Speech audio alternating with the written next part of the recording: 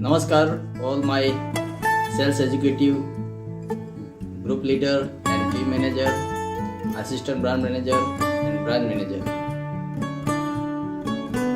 मेरा नाम संजय है, divisional sales manager of the Agritech India organic private limited. जो भी सेल्स एग्जीक्यूटिव आते हैं, टीम मैनेजर है या ग्रुप लीडर है, बेसिक हमारा जो खाद है, किस तरह का खाद आते हैं वो जानना जरूरी है। कौन से घटक तत्व आते हैं वो जानना जरूरी है। तो ज़मीन को हमें 16 प्रकार का खाद की ज़रूरत होती है। उसमें से 3 कुदरती है, जिसमें कार्बन, नाइट्रोजन एंड ऑक्सीजन, यानी कि हवा, पानी और सूर्य प्रकाश। ये 3 कुदरती मिलते हैं। बाकी के जो 13 है हमें खनिज से लेना पड़ता है, जिसमें हो गया एनपीके। ये मैक्रो न्यूट्रिशन है। मैक्रो यानी ज़्यादा मात्रा में उसकी चाहिए ज़रूरत, जिसमें हो गया नाइट्रोजन, फॉस्फोरस, पोटास, जिसको हम कहते हैं एनपीके। दूसरा आता है उसके सामने सीएमएस, कैल्शियम,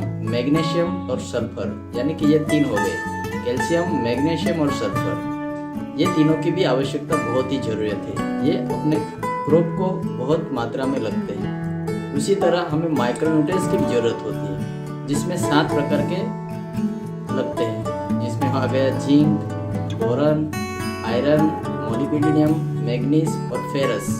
इसी प्रकार के हमारे खाद का जो मिश्रण करके हम डलवाते हैं, उसका परिणाम बहुत ही अच्छा आता है।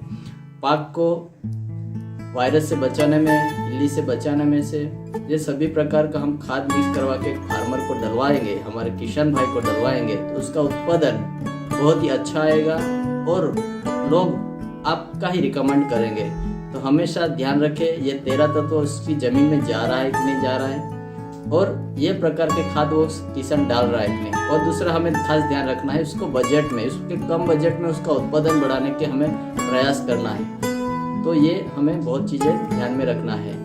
फिर से आपको बता दो, 16 तत्व अपने ज़मीन में लगते हैं। उसमें से 3 कुदरती है, हवा, पानी और प्रकाश, यानी कार्बन, हाइड्रोजन, ऑक्सीजन।